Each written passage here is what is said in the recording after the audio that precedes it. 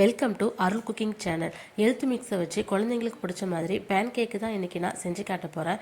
எப்பவுமே ஹெல்த் மிக்ஸை பாலில் மட்டும் காய்ச்சி கொடுத்தா குழந்தைங்க ரெகுலராக குடிக்க மாட்டாங்க. அவங்களுக்கு அப்பப்போ இந்த மாதிரி செஞ்சு கொடுத்தீங்கன்னா அவங்க லைக் பண்ணி விரும்பி சாப்பிடுவாங்க. அதுக்கு முன்னாடி என் சேனலை நீங்கள் சப்ஸ்கிரைப் பண்ணாமல் இருந்தால் ப்ளீஸ் சப்ஸ்கிரைப் பண்ணுங்கள். இப்போ வாங்க வீடியோக்குள்ளே போகலாம். பேன் கேக்கு செய்கிறதுக்கு ஹெல்த் மிக்ஸில் நான் ஒரு 5 ஸ்பூன் அளவுக்கு எடுத்திருக்கேன். நான் ஹெல்த் மிக்ஸ் எப்படி அரைக்கிறேன்றதை என்னோட சேனல்லையே நான் அப்லோட் பண்ணியிருக்கேன், பார்த்துக்குங்க. நெக்ஸ்ட்டு சுகர் பவுடர் ஒரு 3 ஸ்பூன் அளவுக்கு போட்டிருக்கேன்.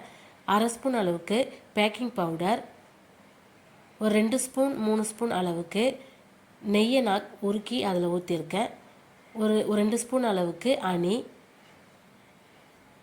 கொஞ்சமாக உப்பு, காய்ச்சி ஆற வச்ச பாலையும் இதில் கொஞ்சமாக தேவையான அளவுக்கு சேர்த்துக்குங்க.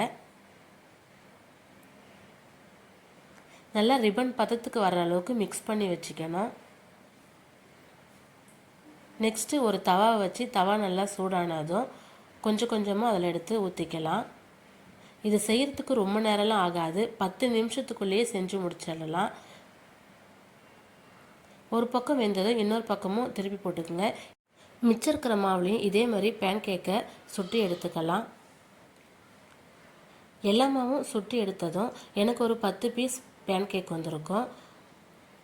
குழந்தைங்களுக்கு ஏற்ற மாதிரி நீங்கள் பீனட் பட்டர், சாக்லேட் சிரப்பு, அப்படி இல்லைன்னா ஹனி, நீங்கள் இந்த மாதிரி கொடுக்கும்போது அவங்க ரொம்ப லைக் பண்ணி என்ஜாய் பண்ணி சாப்பிடுவாங்க. வேண்டான்னு சொல்லவே மாட்டாங்க.